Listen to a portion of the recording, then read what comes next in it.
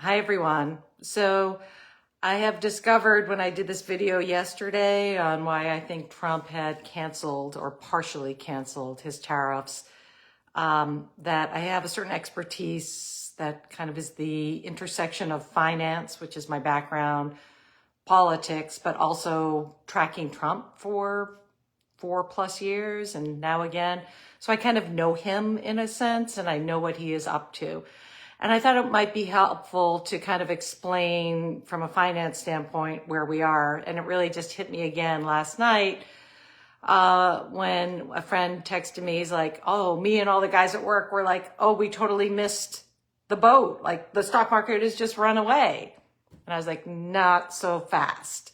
So I want to give an update now and then of what I think is happening with the economy. I thought that might be helpful for you all, and how that interplays with Trump, because this is not a normal time. There's never been a time in our country's history where one man, unchecked, was able to do what he has done in the last week.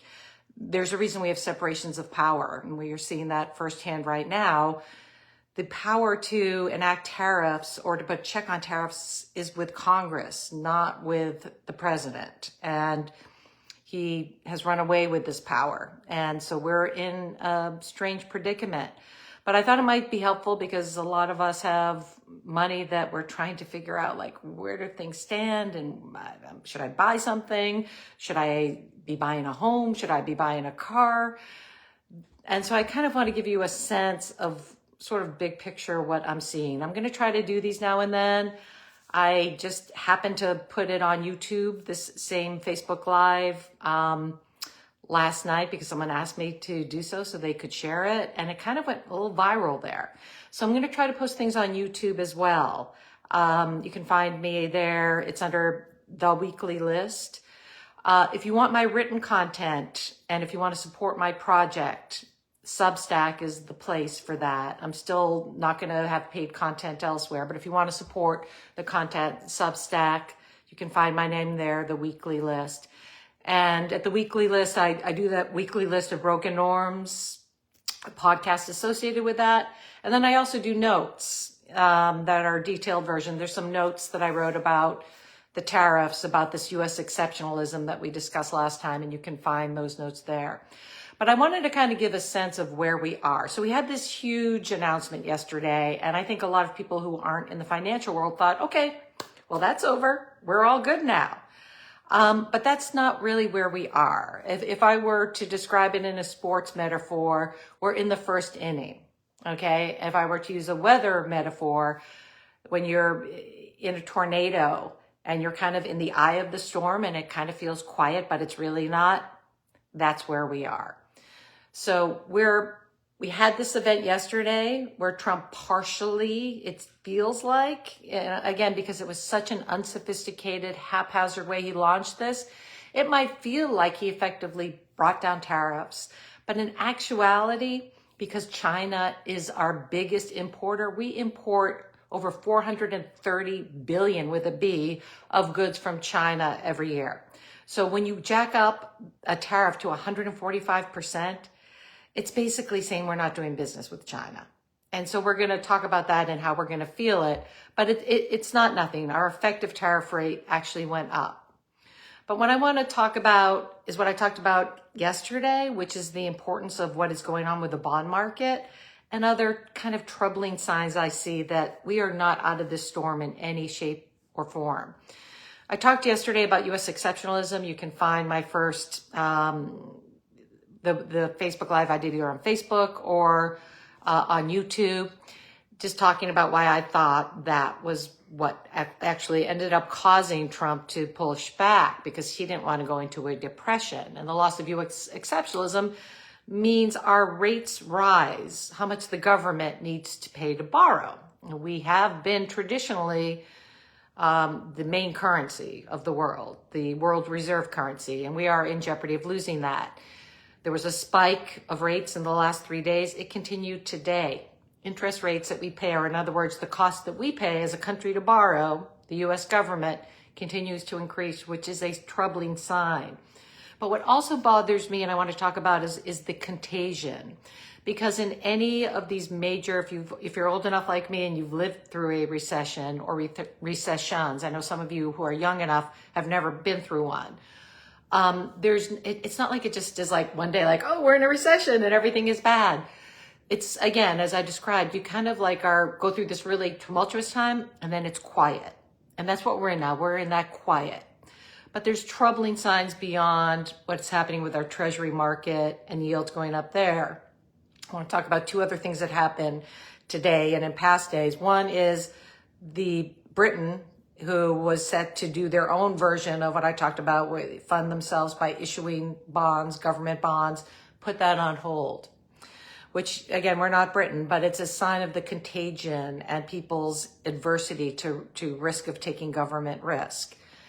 A more troubling sign to me is the health of our economy beyond the equity market, which is easy for you all to see every day because you can just pick up your phone and say, here's where the Dow is, here's where the S&P is. But there's other bonds, corporate bonds, and those bonds are what companies use to finance themselves. And the corporate bond market, which is called new issue. In other words, if I am a company and I want to build a plant and I want to finance it with debt, it's called a new issue. You might do it because you want to buy another company, a merger. You might issue debt. That market is closed. It's just closed, just like the IPO market. You cannot raise money in debt. That market is going through a readjustment phase. The bank loans as well. There's a lot of private credit that picks up some of the slack, but that's not a good sign, okay?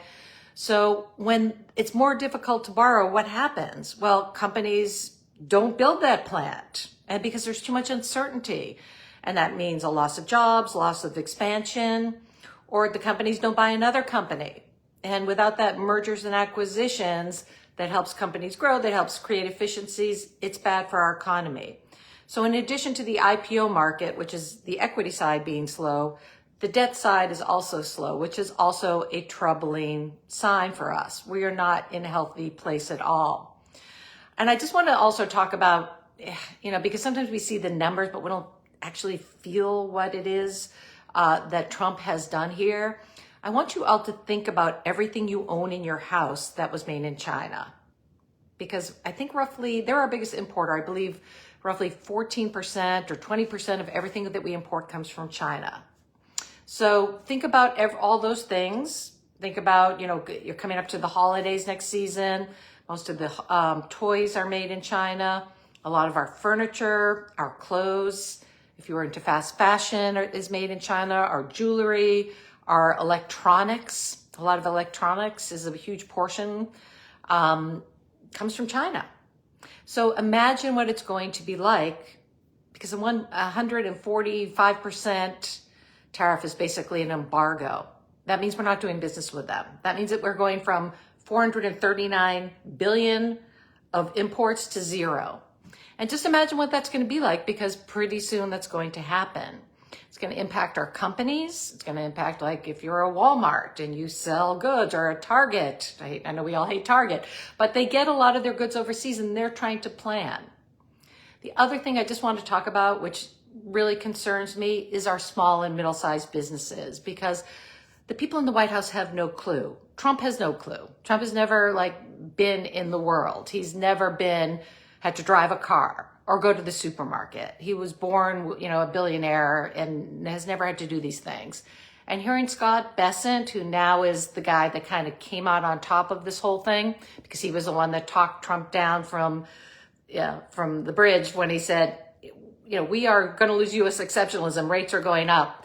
He's now the guy in charge. He's the guy that a few days ago said, oh, well, Americans don't really care about the stock market. They don't really check their stock portfolio. And then he said the other day, well, we've had enough victories for Wall Street. Now we want to help the middle class. Well, explain to me how this is helping the middle class, because most of the middle class has a 401k, and we've seen 20% of our value wiped out. Most of the middle class wants to borrow to buy a home or to pay their car mortgage or whatever it is, and interest rates are going up. And as importantly, the small and middle-sized companies are struggling, and I am very concerned they have no visibility or understanding of that. You can hear it on the news, you can read about it. If you're a company and you have a chain like there was a company yesterday, I can't remember the name of her company, but she makes bags for breastfeeding, for if you're doing breastfeeding, that you can carry the bag with you and do it remotely. And she had her goods coming in from China or from Vietnam. And all of a sudden, you have this stuff that you can't plan.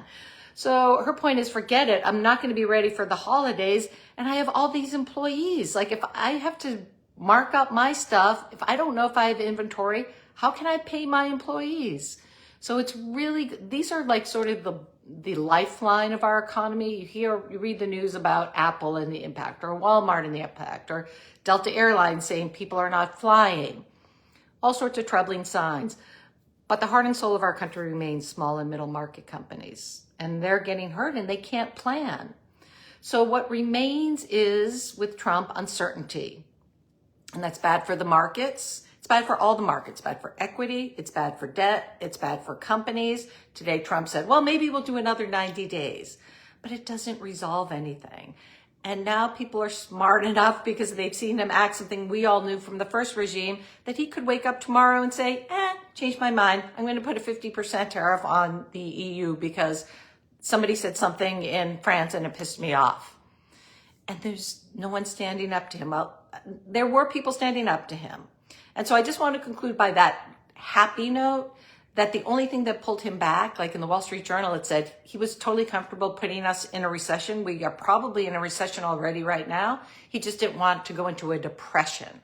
That's how bad things are and how he's aware of it. But there was pushback.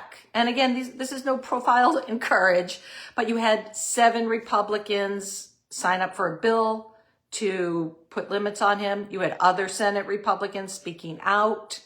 You had the business community writ large speaking out against him.